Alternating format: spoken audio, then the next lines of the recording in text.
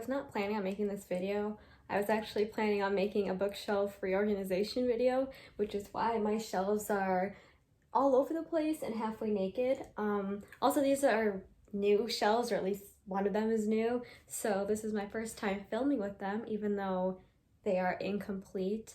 I put rainbow on the top, and now I'm realizing I don't know if I like it because my head covers the whole green blue section, so now it just looks like red, orange, yellow, and a mix over there.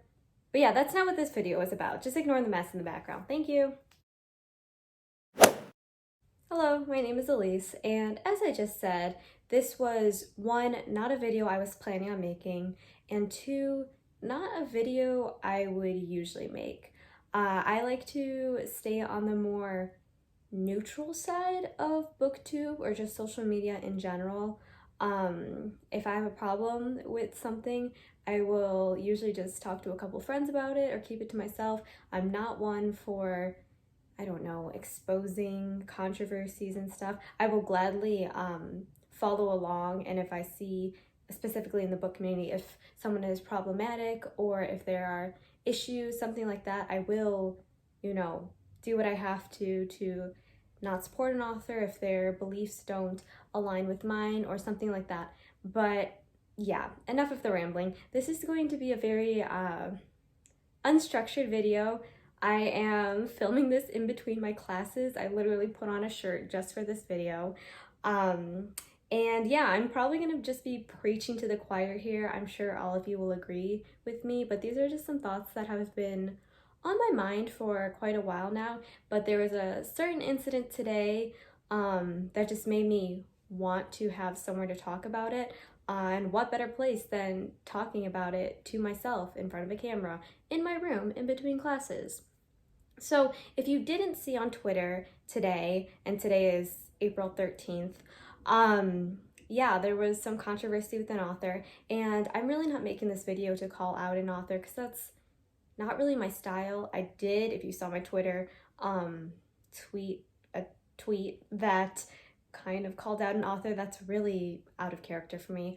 But yeah, this is just going to be about the general problem here, not that specific author. But what happened, and I'm not naming names, but if you would like to hear names, there are booktubers with much bigger platforms than mine that have made videos, so you can check those out. But basically, there was an author that called out reviewers for their reviews. Now, I've seen this problem before in the book community.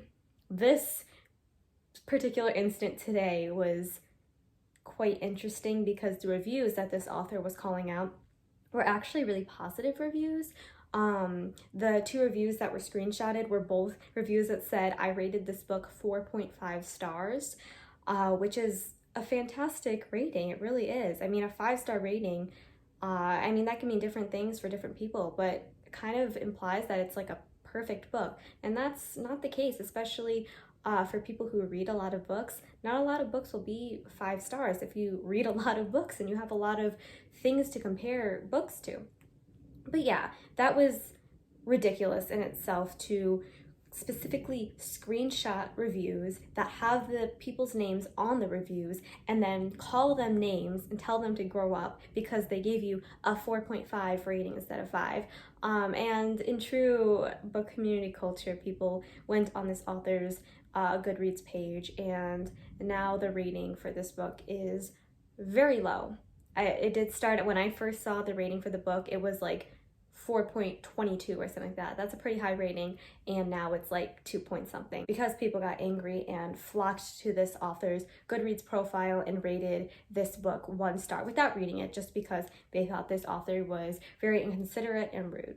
Now that's all I'm going to say about that incident, and instead this video is going to be about the more overarching issue of authors really pushing boundaries sometimes when it comes to reviewer spaces.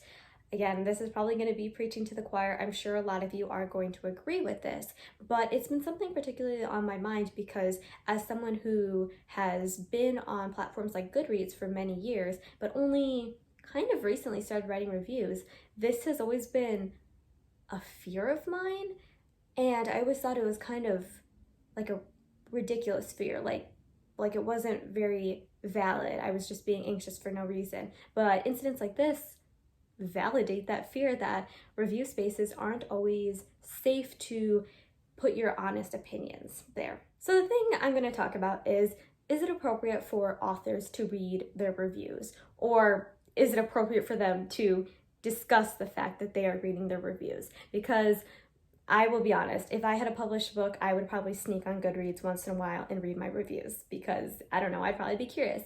But I think it becomes an issue when authors start tweeting out into the void their problems with specific reviews. Now, we've definitely had the opposite issue where reviewers start tagging authors in their reviews or directly messaging their reviews to authors. And that's a whole nother issue, and it does go both ways. But yeah, this video is specifically about the relationship that authors hold with reviewers. But yeah, I do think that when authors start admitting that they are reading their reviews and then in quite a few instances particularly single out specific reviews, that becomes incredibly problematic. I'm sure you all agree with that. It's definitely a surefire way to make your career go down the drain when you start attacking the people who are promoting your books. But beyond the fact that it's just kind of rude that once in a while an author will have some issue with a reviewer and directly contact that reviewer or somehow bully them on social media, it's also an issue when you consider the people who are reviewing books. I know as a kid, I've been on Goodreads since I was in middle school, so probably when I was 13 years old, I started my Goodreads account. But yeah, I know when I was younger, I never posted reviews, even though I read all of the reviews and I was on Goodreads. I never posted reviews because I was always afraid of backlash, and I always felt pressure to rate my books very highly. I had a bunch of 4 and 5 star reviews, and that was also because, you know, back in the day, I didn't have a lot of books to compare it to, or to compare what I was reading to. And also, I was 13. I was not the most critical of readers.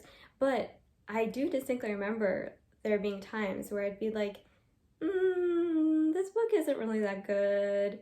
I'm gonna give it 5 stars anyways. Why not? You know? And now, it's been years. I am no longer 13 and I've read many books and I have started writing reviews, and I try to be more critical with my rating and reviewing system. But even still, I find myself pushing to only write positive reviews. Once in a while, if I really have problems, I will write a more negative review, but I'll still like put a bunch of positive things in there, and I very rarely give ratings that I would consider low. And I don't think that's because I'm only reading good books. I do feel like there's pressure somewhere. There's pressure I'm feeling. I don't know where it comes from, that I shouldn't be rating books really poorly. I know a lot of people do, but I just very rarely hand out 1-star ratings. Even 2 stars, I'll feel bad. One of the books I reviewed this year, in the 2020 year, literally the worst book I have read this year. So bad, took me forever to finish. I did not enjoy a second of it, literally none of it. I did not enjoy it, and I still gave it 2 stars. And I don't know, I mean, maybe that's just me feeling bad for people, but yeah, like sometimes I worry about that backlash of giving a bad review, and then is that going to negatively affect the author? Are people who enjoyed the book gonna come attack me? I don't know, but maybe that's my own thing. And then another thing I've been thinking about is a lot of reviewers are younger.